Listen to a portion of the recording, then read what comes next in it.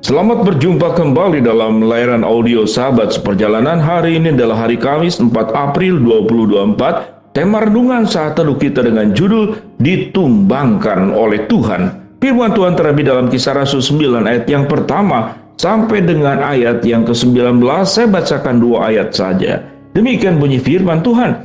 Sementara itu berkobar-kobar hati Paulus untuk mengancam dan membunuh murid-murid Tuhan.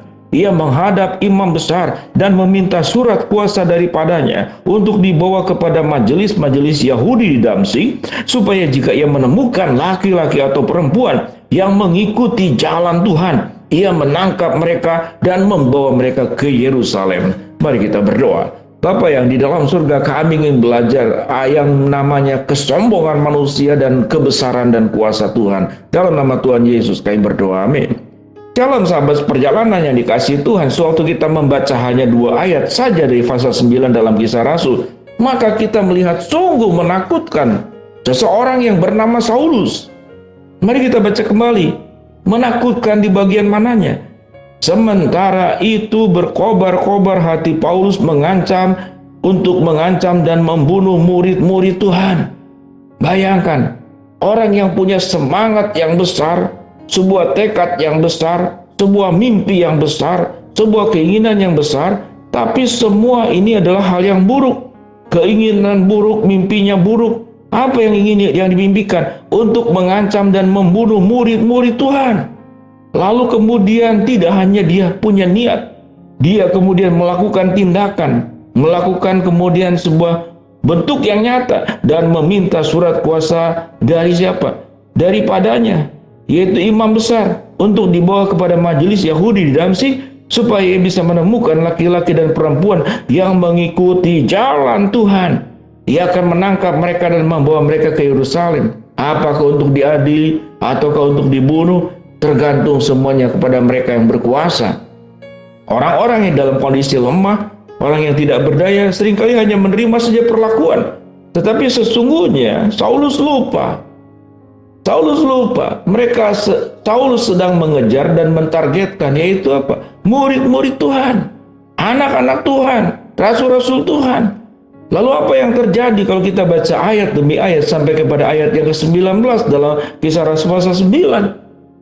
Dalam kegagahannya besar sedang menunggang kuda, firman Tuhan berkata apa? Saulus kemudian melihat ada cahaya besar yang menghantam dirinya. Lalu kemudian terjatuh dan mengalami kebutaan selama 3 hari. Mendengar suara, Saulus, Saulus, mengapa engkau menganiaya aku? Lalu rubuhlah Saulus dari kedikjayaan kebesaran luar biasa, mengatasnamakan imam besar, bekerja sama dengan siapa? Orang-orang Yahudi, bekerja sama dengan orang-orang yang sama-sama tidak menyukai Yesus. Lalu tujuan utamanya adalah untuk membunuh laki-laki atau perempuan yang mengikuti jalan Tuhan. Ini adalah satu bentuk kesombongan yang luar biasa. Merasa dirinya berkuasa, merasa dirinya hebat, merasa dirinya tidak ada lagi yang bisa menjamah. Sehingga wujud daripada bentuk semua kesombongan tersebut adalah sikap sewenang-wenang. Lalu menganggap nyawa manusia itu sebagai nyawa yang murah. Sahabat seperjalanan, kalau kita melihat mereka-mereka yang tukang potong daging-daging yang dimakan oleh kita, yaitu ayam, kambing, sapi, seringkali mereka tidak mau lagi makan dari binatang yang mereka potong. Mereka tidak mau lagi makan karena melihat bagaimana binatang-binatang tersebut tatkala mendekati ajalnya. Dan ini sudah sungguh menakutkan. Paulus menganggap bahwa Saulus, sebelum bertobat namanya Saulus, bahwa murid-murid Yesus ini sama dengan ayam, sama dengan kambing, sama dengan binatang-binatang ya, yang bisa dipotong kapan saja. Sungguh luar biasa. Tapi Tuhan tumbangkan Saulus dengan cahaya yang datang dari Tuhan. Sampai kemudian Saulus mengalami sebuah pertobatan, dibawa bertemu dengan Ananias. Tinggal di rumah siapa?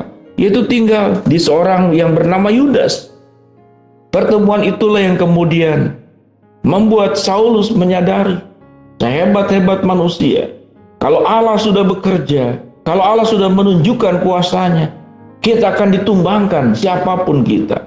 Sahabat seperjalanan, apa pelajarannya?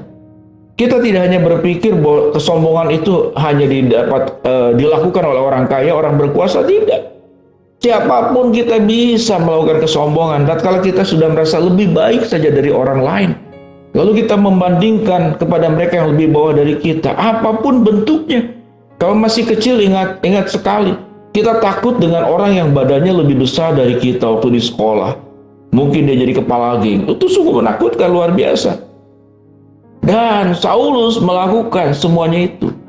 Dengan kekuasaannya, dengan pengaruhnya, dia ingin membunuh murid-murid Yesus. Tetapi tatkala Tuhan yang membela, Tuhan yang menyatakan kuasanya, maka tumbanglah Saulus, butalah Saulus. Kalau Tuhan mau mematikan Saulus pun perkara yang mudah. Dengan demikian sahabat seperjalanan, janganlah berlaku seperti Saulus yang sombong. Pelajaran yang kedua adalah tatkala kita menghadapi ancaman, kita menghadapi sesuatu yang sangat menakutkan dalam hidup kita. Nyawa kita terancam, hidup kita tertindas. Dan kemudian seluruh kehidupan kita tidak ada lagi tempat yang aman kita untuk pergi. Apa yang harus kita lakukan? Maka berserulah kepada Tuhan. Akan ada cahaya dari Allah yang menolong kita. Dan akan ada cahaya yang dari Allah untuk menumbangkan siapapun yang berlaku tidak adil, yang sewenang-wenang. Cahaya yang sama yang datang dari Allah bisa menumbangkan seorang yang bernama Saulus dari kuda tunggangannya. Dan cahaya yang sama juga yang bisa menyelamatkan setiap kita yang menjadi target-target kejahatan oleh orang lain. Mungkin kejahatan tidak hanya dalam bentuk manusia, tapi kemiskinan itu adalah sebuah cara yang terjadi dalam hidup kita, sehingga kita hidup bisa menjadi orang-orang jahat. Kesulitan, problem demi problem yang sangat ragam yang terjadi dalam setiap kehidupan sahabat seperjalanan. Maka janganlah takut.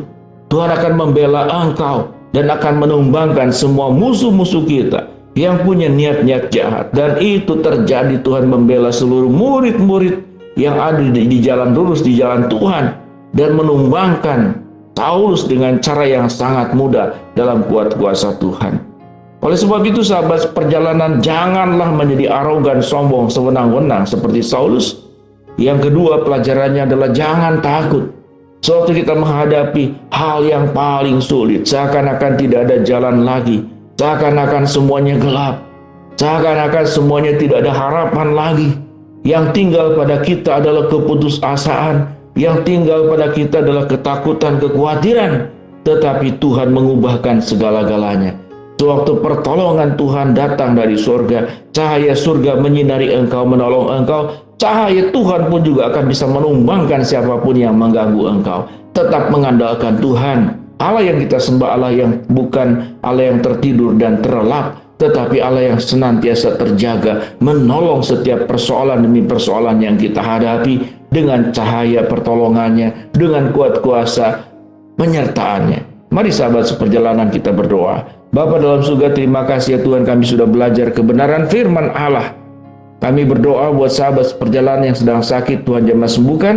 Sahabat seperjalanan yang sedang menghadapi masalah, Tuhan bukan jalan. Sahabat seperjalanan yang sedang berdoa mengharapkan sesuatu, Tuhan akan cukupkan dan berikan pada waktunya. Dalam nama Tuhan Yesus kami berdoa. Amin. Shalom sahabat seperjalanan, tetap kuat berjalan bersama dengan Tuhan.